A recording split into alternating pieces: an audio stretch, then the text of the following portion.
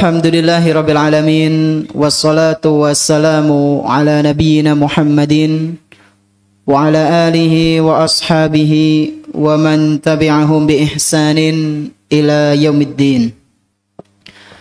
Asyhadu an la ilaha illallah wahdahu la syarika lah wa asyhadu anna Muhammadan abduhu wa rasuluhu la nabiyya ba'dah. Alhamdulillah, segala puji hanya milik Allah Subhanahu wa ta'ala, di mana Dia telah memberikan kepada kita semuanya nikmat yang begitu banyak. Dan di antara kenikmatan-kenikmatan yang telah Allah Subhanahu wa ta'ala berikan kepada kita semuanya, yaitu berupa nikmat iman, nikmat Islam, nikmat sehat, nikmat kita bisa kembali menghadiri majelis ta'lim di salah satu rumah-rumah Allah Subhanahu wa ta'ala yang kita cintai ini. Kita berharap kepada Allah Subhanahu wa ta'ala, semoga apa yang kita lakukan pada kesempatan malam yang berbahagia kali ini bisa bermanfaat untuk kita, bisa kita praktekkan dalam kehidupan sehari-hari kita, kemudian kita ajarkan kepada orang lain, sehingga dengan demikian bisa menjadi bekal amal soleh kita kelak ketika berjumpa dengan Allah Subhanahu wa ta'ala di hari akhir nanti. Allahumma amin. Tak lupa pula salawat dan salam semoga senantiasa tercurah limpahkan kepada Nabi kita yang tercinta, Nabi Muhammad sallallahu alaihi wasallam, beserta para keluarganya, para sahabatnya dan umatnya yang senantiasa mengikuti sunnah-sunnah beliau hingga hari akhir nanti. Ikhwan sekalian rahimani wa rahimakumullah, insyaallah pada kesempatan malam yang berbahagia kali ini kita akan melanjutkan pembahasan kitab Ahadisul Akhlaq, salah satu kitab karya tulis yang disusun oleh Syekh Profesor Dr. Abdul Razak bin Abdul Muhsin Al-Badr hafizahumallahu ta'ala. Dan kita masih dalam pembahasan apa pembahasannya? Masih ingat tidak antum? Tentang apa? Menyantuni anak yatim, ya. Menyantuni anak yatim, mengasuh anak yatim. Dan tema kita malam hari ini yaitu mengenai sikap kita ketika mengasuh anak yatim. Jadilah seperti orang tua ketika mengasuh anaknya sendiri. Ringkasnya, perilakukan anak yatim itu seperti anak sendiri. Jadi bagi orang tua yang juga nyanding anak yatim di rumah, atau rumahnya dekat panti asuhan, kemudian dia berbuat baik kepada anak yatim, maka sangat dianjurkan, bahkan harus bagi dia merawat anak yatim seperti merawat anaknya sendiri.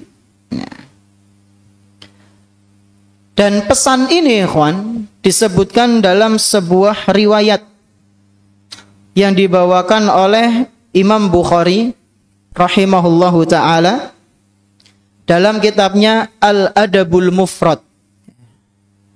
Di situ Imam Al-Bukhari rahimahullahu ta'ala membawakan ucapannya Nabi Daud. Ucapannya siapa? Nabi Daud alaihi salam. Bahwasanya Nabi Daud ini pernah mengatakan, kun lil yatimi kal abir rahim. Engkau jadilah seperti ayah yang penyayang ketika engkau merawat anak yatim. Jadi Nabi Daud alaihi salam, beliau berpesan supaya kita yang merawat anak yatim itu jadilah seperti ayah yang penyayang, bukan ayah yang galak. Seorang ayah itu kalau merawat anaknya yang disayang, maka dia akan melakukan apapun demi anaknya. Dia akan melakukan apapun demi anaknya. Demikian pula ketika dia merawat anak yatim, maka sikap dia harus sama seperti ketika dia merawat anaknya sendiri. Kemudian Nabi Daud alaihissalam memberikan sebuah nasihat.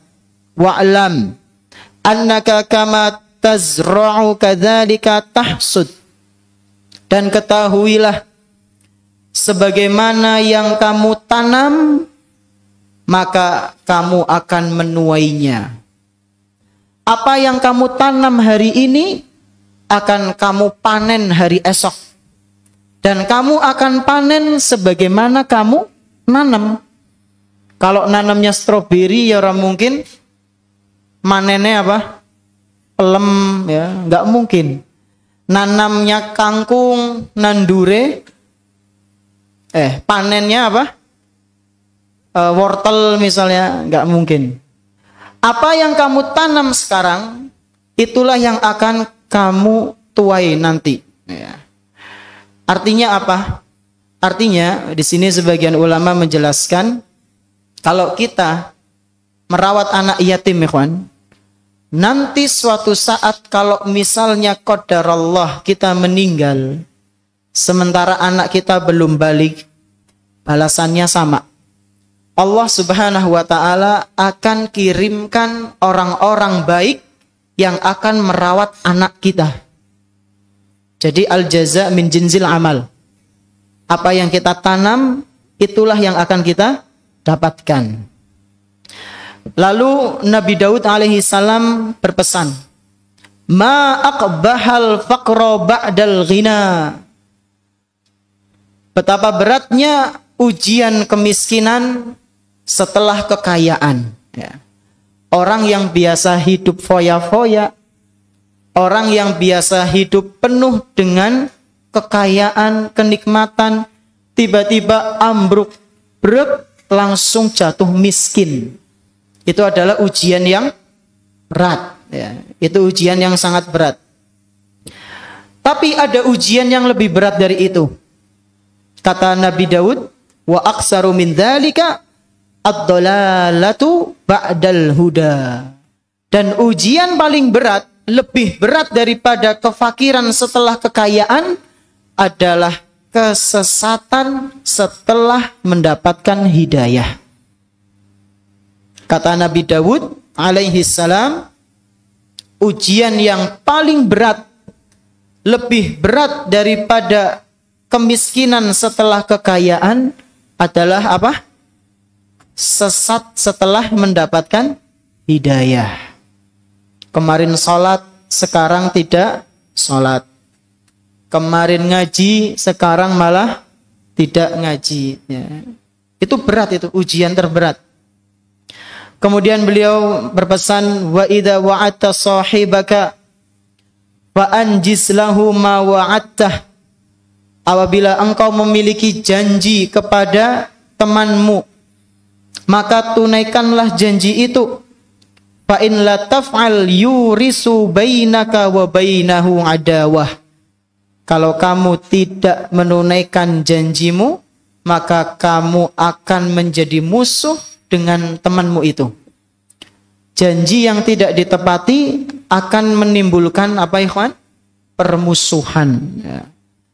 Kemudian pesan terakhir dari Nabi Daud alaihi salam, wa ta'awwadz billahi min sahibin in dzakarta lam yu'inka wa in nasita lam yudzakkirka.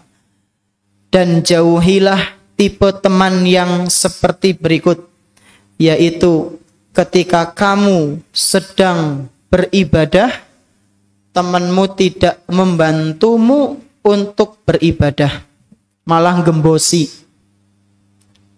Dan ketika kamu lagi lupa nggak beribadah, lagi futur, lagi malas, temanmu tidak mengingatkan. Teman yang seperti ini, kata Nabi Daud alaihi salam, hati-hati, jauhi. Ya. Ketika kita lagi semangat-semangatnya ibadah, ya, semangat-semangatnya murojaah, belajar, menjalankan sunnah, kok ada teman yang walah gembosi lah, gue ngapa kesel-kesel ibadah sunnah. Hati-hati sama teman yang seperti ini. Atau teman yang model kedua, antum lagi futur, lagi lalai dalam ibadah, tapi dia malah semakin membawa antum pada kelalaian. Juga hati-hati. Ini pesannya Nabi Daud alaihi salam. Nah, sekarang kita masuk ke kitab, pembahasan kitab. Tadi sedikit muqaddimah mengenai tema pembahasan kita malam hari ini. Tafadhol Iqra. Bismillahirrahmanirrahim. Alhamdulillahilladzi bi ni'matihi tatimmus shalihat wa bi fadlihi tatanazzalul khairati wal barakat wa bi tawfiqihi tatahaqqaqul maqasid wal ghayat. Thumma afdalus salatu wa atammut taslim ala nabiyyina Muhammadin wa ala alihi wa ashabihi jiwarihi fid darin na'im. اللهم اغفر لنا ولوالدينا ولأساتذتنا ولمشايخنا ولجميع المسلمين آمين. قال فضيلة الشيخ عبد الرزاق بن محسن البدر حفظه الله تعالى وعن أسماء بن عبيد قال فقلت لابن سير عندي يتيم قال اصنع به ما تصنع بولدك اضربه ما تضرب ولدك رواه البخاري في أدب المفرد. Dalil yang pertama yang menunjukkan bahwasanya sudah seharusnya kita merawat anak yatim seperti merawat anak sendiri adalah sebuah asar dari seorang tabi'in, dari Asma bin Ubaid. Di sini Asma bin Ubaid berarti Asma ini nama laki-laki, ya. Bisa laki-laki, bisa perempuan. Dari Asma bin Ubaid qala, ya, Asma ini berkata kepada Ibnu Sirin, ya, Indi yatimun, wahai Ibnu Sirin, aku ini merawat anak yatim. Ini Asma minta nasihat kepada siapa? Ibnu Sirin, seorang ulama tabi'in yang begitu sangat berbakti sekali sama ibunya. Dan salah satu ulama yang pandai dalam menafsirkan mimpi, ya. Bahkan dalam biografinya itu Ibnu Sirin kalau lagi sama ibunya tidak pernah mengeraskan suara atau mengatakan ucapan-ucapan yang tidak bermanfaat. Pernah suatu hari Ibnu Sirin khilaf, ya, keceplosan, dipanggil sama ibunya, ya mungkin nak gitu. Ibnu Sirin ini keceplosan nyaut dengan suara yang lebih keras, ya bu, mungkin, ya. Jadi ibunya nadanya segini, Ibnu Sirin terlalu keras. Langsung sedih, ngerasa bersalah, dan membebaskan 2 budak. Masya Allah. Jadi beliau itu ngerasa ketika nyahut ucapan ibunya dengan suara lebih keras daripada ibunya, itu dosa besar menurut beliau. Akhirnya beliau menebus kesalahannya dengan membebaskan 2 budak. Ya. Ini Ibnu Sirin. Namanya adalah Muhammad bin Sirin.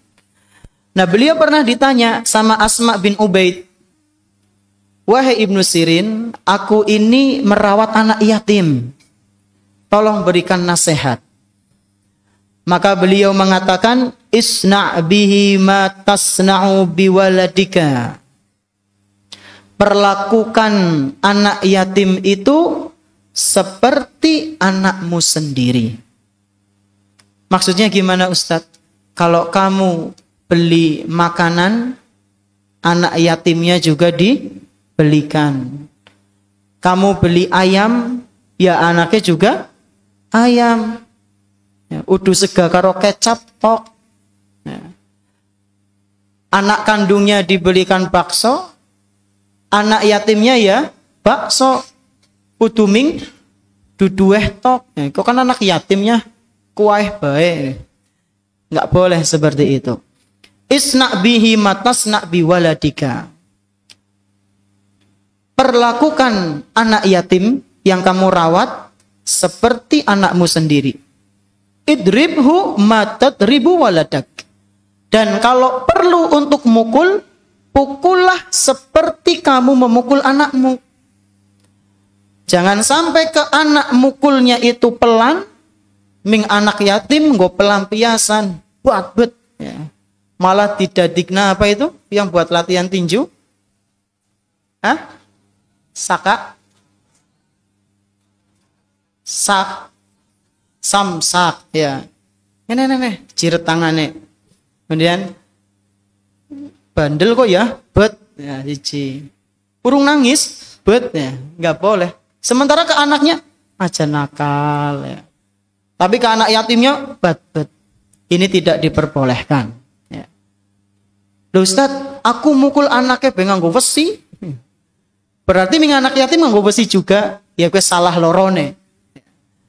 Nggak boleh memukul anak itu dengan benda yang bisa menyakiti. Bahkan ada aturannya dalam Islam. Antum tahu kan hadis Nabi SAW, muru auladakum wa huwa fi, berapa umurnya?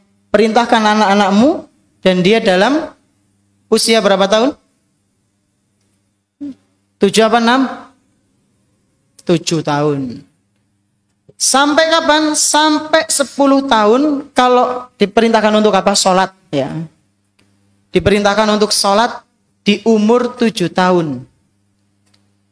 Kalau sudah sampai 10 tahun kok disuruh masih nggak mau untuk sholat, pukul. Dan para ulama menjelaskan di sini mukulnya itu bukan dengan benda-benda yang bisa menyakiti. Dan mukulnya juga di tempat-tempat yang aman.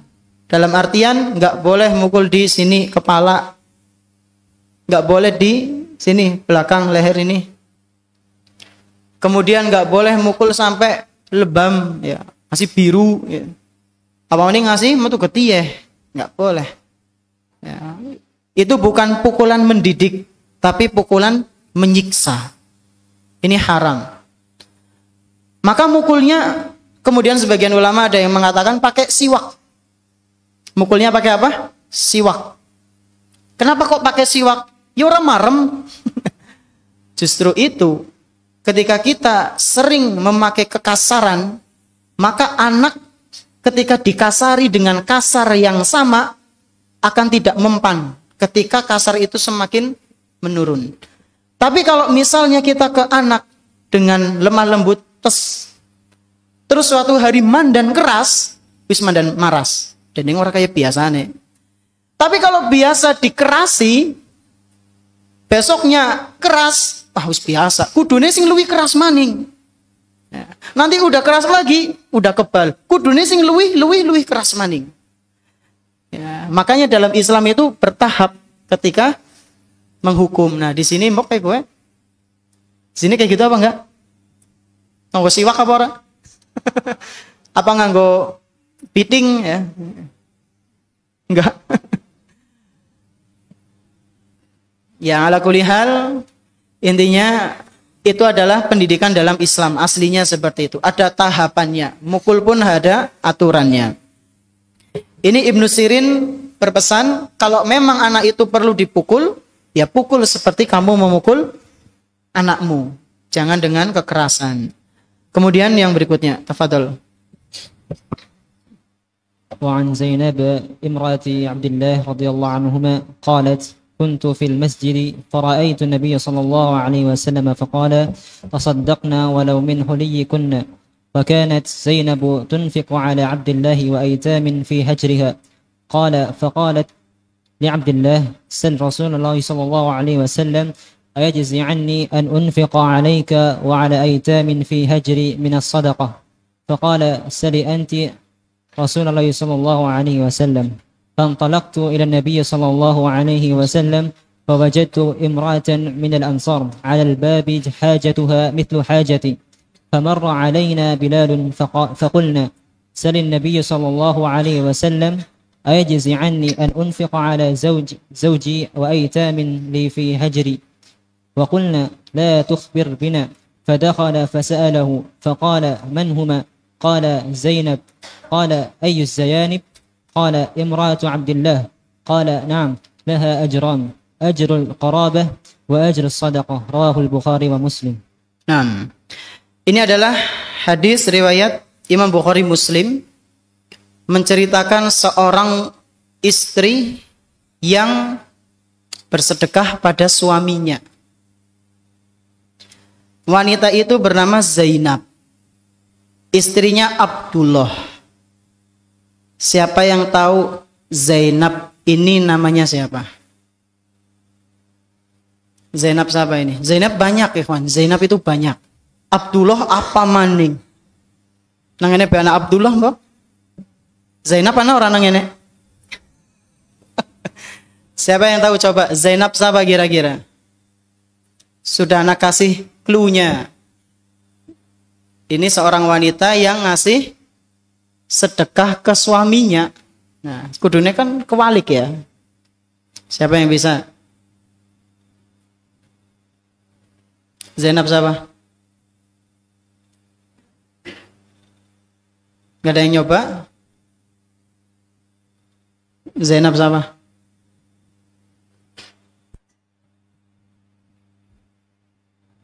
Nyerah?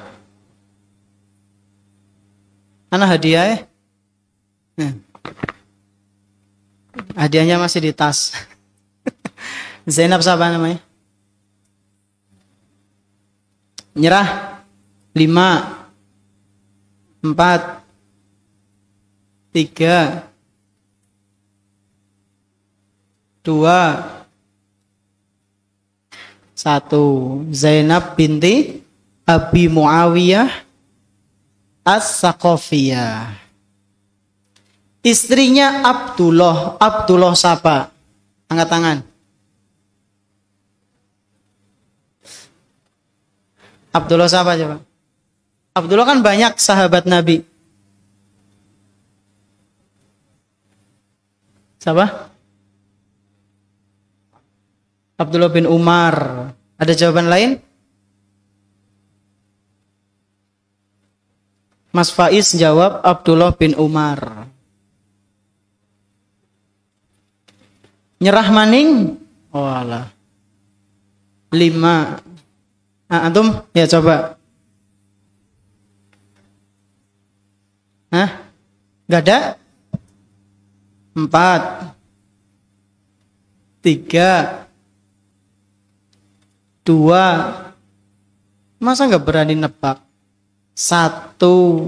Nah, Abdullah bin Mas'ud. Walah, jadi miki nyong arep ngacung Ustaz ya. Lah ngapa orang ngacung? Jadi Zainab ini adalah istrinya siapa? Abdullah bin Mas'ud. Kalau Zainab istrinya Rasul itu siapa namanya? Zainab binti Jahash, Masya Allah. Bilang ke hadiah ya? Apa mau hadiah? Iya.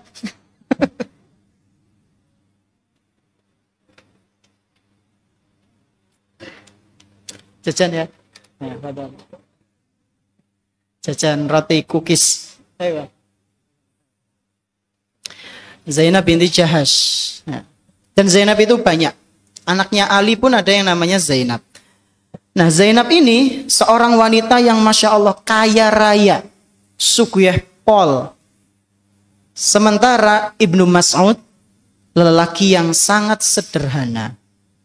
Berarti ya ora apa-apa Ustaz nikahi wong wadon sing sugih sementara aku ki ora sugih, ya ora apa-apa. Sing penting kan karena gelem apa ora gitu. Ya, cuma itu kuncinya. Zainab ini punya kebiasaan suka berbagi. Ya. Nah, suatu hari Zainab mengatakan, kuntu fil masjidi faraaitun nabi sallallahu alaihi wasallam.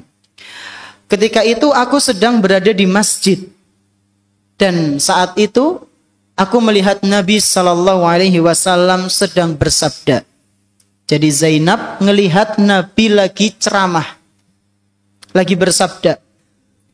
Beliau mengatakan, tasaddaqna walau min huliyakunna. Tasaddaqna walau min huliyikunna. Wahai para wanita, kalian bersedekahlah meskipun dengan perhiasan-perhiasan yang kalian miliki. Seanane cincin ya sedekahkan. Anane anting ming siji tok sedekahkan. Adanya cuma gelang dari besi sedekahkan. Sepunyanya senduwene kalian sedekahkan. Setelah mendengar ini, maka Zainab langsung termotivasi, kemudian dia ingin bersedekah, langsung pulang. Pulang ngapain? Sedekah ke Ibnu Mas'ud. Nih, saya sedekah gonjenengan. Lalu manggil beberapa anak yatim, dikasih. Setelah Zainab memberikan sedekah itu, Zainab minta tolong ke suaminya. Sal Rasulullah sallallahu alaihi wasallam, ayajzi anni an unfiqa alaika wa ala aitamin fi hajri minas sadaqah. Wahai suamiku, aku minta tolong. Tanyakan kepada Rasulullah sallallahu alaihi wasallam, apakah perbuatanku ini, yaitu sedekah ke suami, itu diperbolehkan apa tidak? Sedekah ke suami dan juga anak-anak yatim. Tolong tanyakan ke Rasulullah. Maka Ibnu Mas'ud menjawab, faqala sali anti Rasulullah sallallahu alaihi wasallam. Silakan kamu saja yang tanya. Jadi Ibnu Mas'ud mempersilahkan istrinya untuk minta fatwa kepada Rasulullah sallallahu alaihi wasallam. Mendengar seperti itu, maka Zainab langsung berangkat ke rumahnya Rasulullah sallallahu alaihi wasallam, dan diceritakan dalam riwayat lain, beliau ketika mau ke rumahnya Rasul itu udah gemeter, maras, wedi, karena saking wibawanya Rasulullah sallallahu alaihi wasallam. Ternyata ketika sampai di depan rumahnya Rasulullah, di situ ada wanita Ansor yang lain. Jadi ketemu sama wanita yang lain, lagi ngejegrek nang ngarep lawang, nggak berani ngetok pintunya Rasulullah sallallahu alaihi wasallam. Bimbang masih, takut. Wanita itu kan pakai perasa, maras, mbok salah ngomong atau mbok salah ucap, salah sikap ya. Akhirnya ketemu sama Zainab, ditanya lagi apa? Oh sama, ternyata mau menanyakan hal itu. Sedekah kepada keluarga itu boleh enggak? Apakah sedekah itu harus kepada orang lain? Apakah ke keluarga itu enggak boleh atau bagaimana? Mereka berdua bingung, masuk apa enggak ya? Ketok pintu apa enggak ya? Tiba-tiba Bilal lewat. Nah, Bilal lewat. Dipanggil sama Zainab, Bilal, tolong tanyakan kepada Rasulullah sallallahu alaihi wasallam mengenai hal ini. Aku ini telah bersedekah kepada suamiku, apakah itu diperbolehkan? Maka Bilal pun masuk ke rumahnya Rasulullah. Sebelum masuk, Zainab pesan, tapi jangan kasih tahu ya, kalau ini pertanyaan dariku. Kemudian Bilal masuk saja. Habis itu menanyakan pertanyaan titipan. Wahai Rasul, ini ada yang tanya seperti ini. Hukumnya bagaimana? Rasulullah sallallahu alaihi wasallam tahu siapa yang di depan rumah itu. Ada 2 orang. Tapi nggak tahu secara detail. Cuma merasa kayak ada 2 orang di depan. Maka Rasulullah tanya, man huma? Siapa 2 orang di depan? Kemudian Bilal mengatakan Zainab. Ada Zainab wahai Rasul. Ayyuz Zayanib? Zainab yang mana? Zainab kan akeh. Rasulullah bingung ya, apa maning ngantum karo anak ya. Zainab yang mana gitu. Zainab itu banyak, anak saya atau Zainab yang lain. ya, atau istri saya. Ya. Maka Bilal mengatakan, Imra'atu Abdillah. Zainab istrinya Ibnu Mas'ud, wahai Rasul. Nah, setelah itu Rasulullah sallallahu alaihi wasallam baru menjawab, "Na'am, laha ajran." Ya, mereka akan mendapatkan 2 pahala. Orang yang bersedekah kepada keluarganya, maka dia akan mendapatkan berapa pahala? 2. Yang pertama, ajrul qarabati. Yang kedua, ajrus sodakoti. Yang pertama adalah sedekah karena yang pertama adalah pahala karena dia telah menyambung tali silaturahim. Sedekah itu sama dengan menyambung tali silaturahim. Dan yang kedua, dia mendapatkan pahala berupa sedekah pada umumnya. Jadi diperbolehkan, bahkan itu yang lebih utama. Kalau antum mau sedekah, maka sedekahlah kepada keluarga antum. Aja nganah ngene sedekah sementara saudara kita, saudari kita melarat. Ya. Nyalon ke sana kemari, bagi-bagi uang, bagi-bagi sepeda mungkin, bagi-bagi pancing, bagi-bagi kompor gas. Ternyata keluarganya banyak yang melarat. Wis ora keterima, dijaluki maning. Ya, Allahu Akbar. Pernah itu ada kejadian seperti itu. Ya. Ada seorang menyalonkan sebagai wali kota atau gubernur, anak lupa. Kampanyenya bagi-bagi pancing. Pas nggak menang, itu pancing dimintai semua, Ikhwan. Teman Ana sampai cerita itu. Pancingnya dijaluki maning kok. Itu berarti kan balik gondok ya. Dia seperti menjilat air ludahnya sendiri. Katanya jujur, bersih, dan tidak curang. Tapi ternyata ketika sedekah dengan tujuan lain, ya, ada udang di balik batu, dimintai lagi. Nah, yang seperti ini tentunya tidak baik untuk ditiru. Nah, tafadhol, adzan dulu. Allahu Akbar, Allahu Akbar. Allahu Akbar,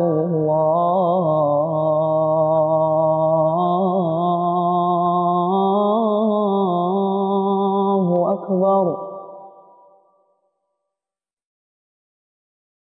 Asyhadu an la ilaha illallah.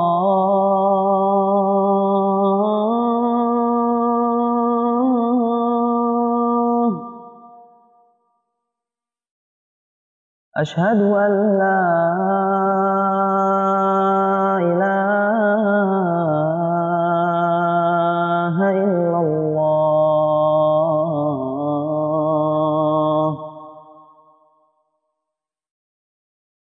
Asyhadu anna Muhammadar Rasulullah.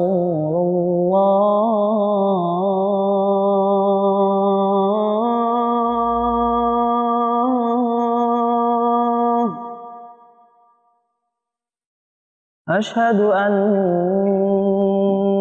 Muhammadar Rasulullah.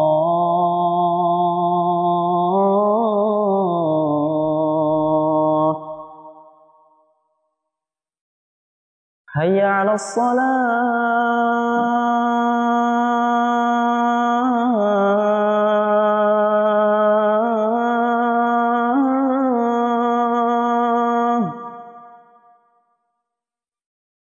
Hayya 'alas shalah.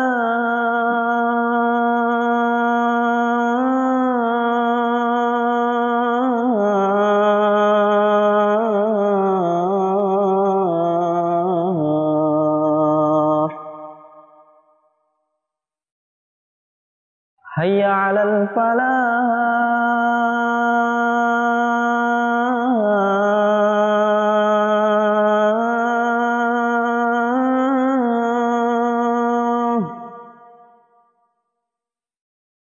حي على الفلاح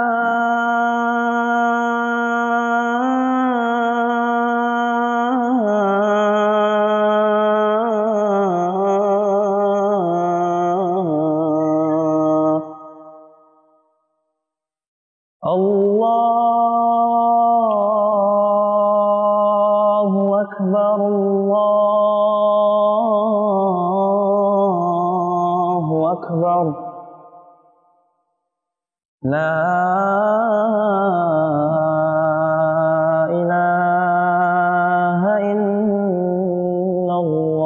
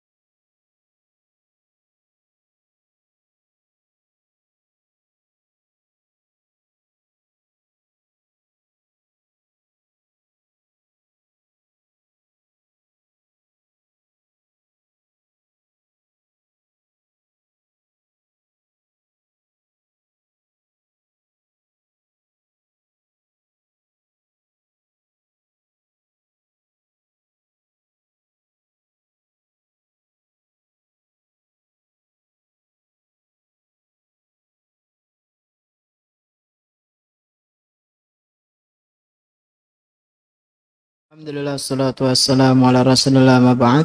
Kita ke pertanyaan.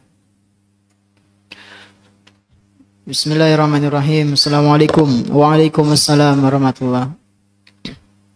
Tatana izin bertanya. Berarti jika anak yatim dirawat tapi anaknya bandel dan sampai melukai anak saya, apakah boleh diusir? Ya. Anak yatim sih umurnya berapa? Antum? Kalau dengar anak yatim itu ingat ya, udah berulang kali ana sampaikan, anak yatim itu 0 sampai balik. Ya, berarti sekitar usia berapa? Mungkin kelas 6-an itu sudah balik biasanya. Kalau misalnya masih di bawah 5 tahun, ya isi bocah ya wajar lah, masih bayi. Tapi kalau sudah agak besar sedikit, kemudian melukainya yang bagaimana? Apakah melukainya itu membahayakan atau cuma melukai ya pada umumnya bocah tukaran? Maka di sini orang tua harus jeli ketika melihat permasalahan yang seperti itu. Adapun diusir kemana? Dikembalikan ke panti asuhan. Kalau itu jauh lebih baik ya silahkan. Tapi kalau diusir suruh jadi gelandangan, maka ini malah semakin memperburuk keadaan. Ya. Maka harus benar-benar teliti ketika akan bertindak. Wallahu a'lam bishawab. Assalamualaikum. Waalaikumsalam. Afan, ana mau tanya. Kan kata Ustadz tadi, rawatlah anak yatim seperti anak sendiri. Lah kalau anaknya sendiri nggak diurusin gimana Ustadz? Ya jangan coba-coba ngurus anak wong. Ya, anaknya dewek keteteran, ngurus anak orang. Rumah genteng di rumah bocor, dandani payone tanggane. Kurang pas. Ya. Dibenerin dulu yang ada di rumah, kemudian baru.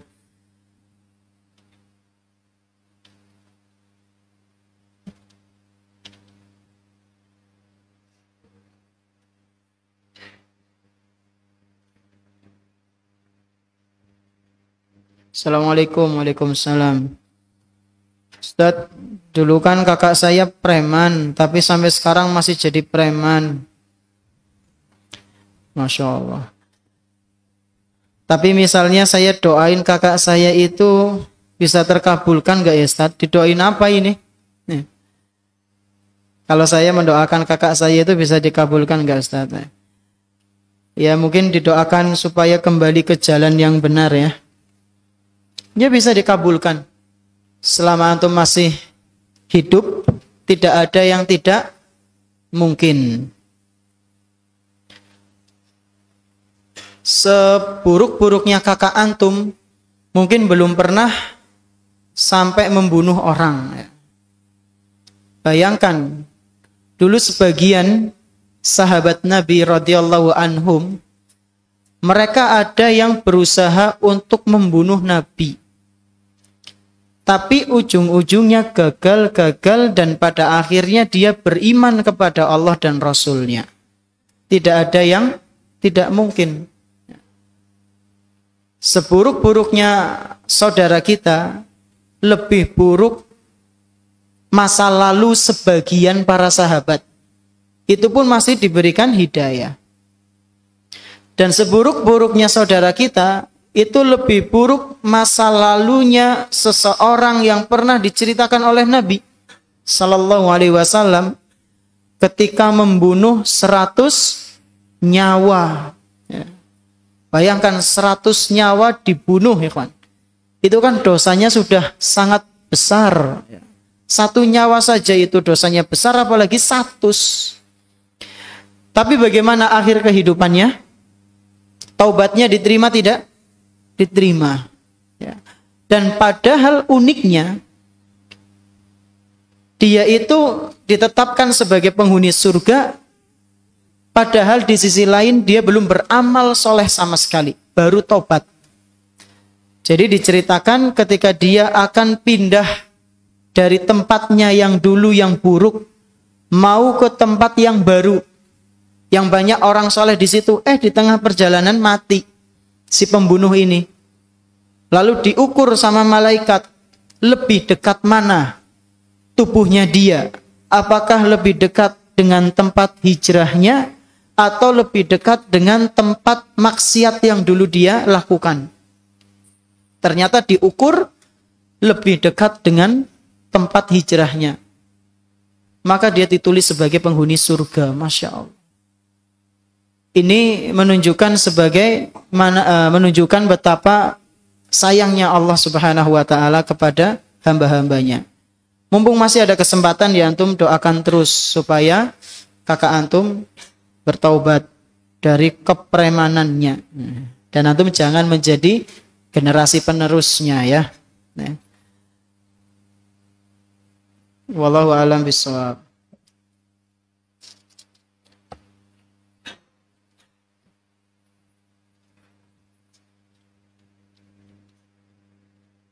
Assalamualaikum. Waalaikumsalam. Ustaz, izin kasih saran. Masya Allah, ini nih yang Anda butuhkan ya.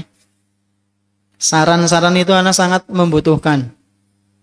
Afwan Ustaz, kalau lagi ngisi kajian, tolong baca terjemahan hadisnya pelan-pelan. Soalnya ada yang gak kecatat, syukron. Masya Allah. Afwan ya, kalau Anda menerjemahkannya terlalu cepat. Ya mungkin besok mandan alon.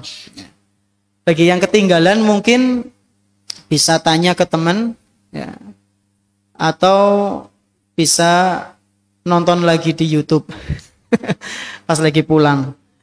Atau dulu itu kalau anak kajian kemudian ada materi yang ketinggalan, itu anak tulis secara makna saja.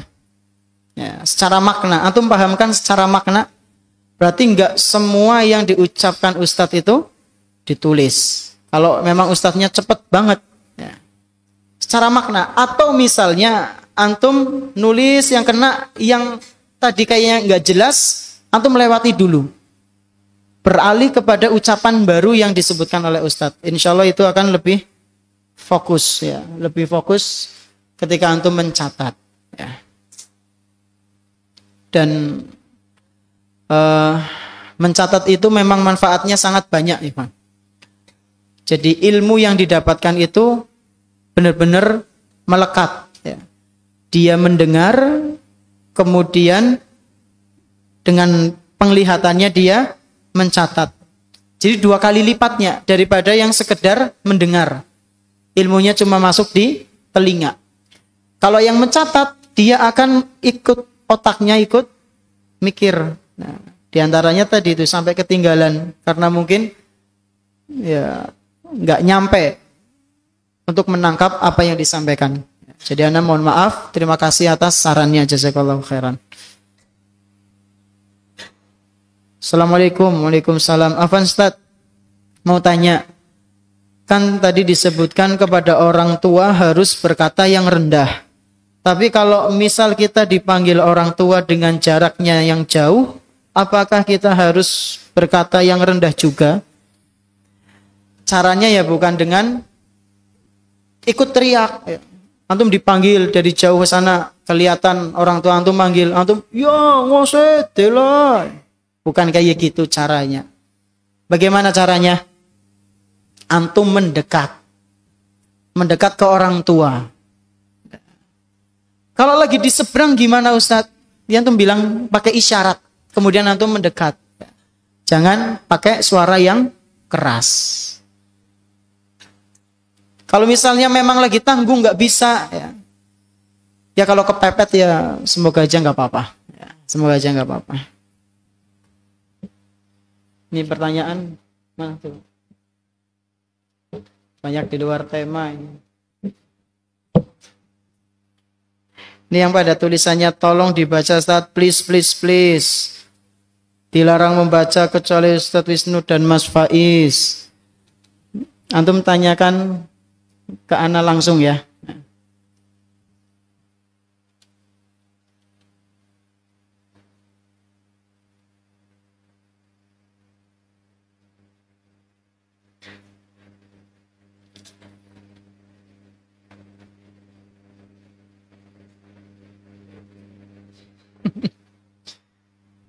Apa hukumnya ngintip bilik musyrif? Itu gimana Ustaz? Saru atau tidak? Ya saru lah. Nah musyrifnya lagi ganti pakaian gimana? Walah. Antum malah ngintip terus. Naudzubillahi min dzalik. Janganlah. Jaga pandangan. Enggak cuma ke perempuan, tapi juga ke laki-laki. Ya. Justru yang bahaya itu yang laki-laki ke laki-laki.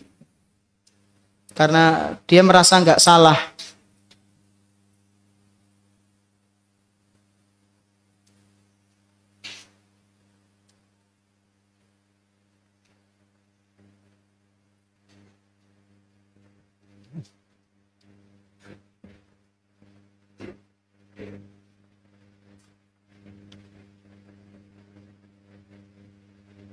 Assalamualaikum warahmatullahi wabarakatuh. Waalaikumsalam. Ahsanallahu ilaik. Wa ahsanallahu ilaik. Afwan Ustaz mau bertanya di luar tema. Jika gambar makhluk hidup terdapat pada suatu rumah, maka malaikat tidak akan mengunjungi rumah tersebut. Lalu bagaimana jika gambar makhluk hidup terdapat pada mading? Ya berarti malaikatnya nggak ke pondok gitu. Wallahu a'lam bishawab. Kalau misalnya gambarnya itu memang ngebentuk manusia atau makhluk hidup, maka lebih baik dicopot.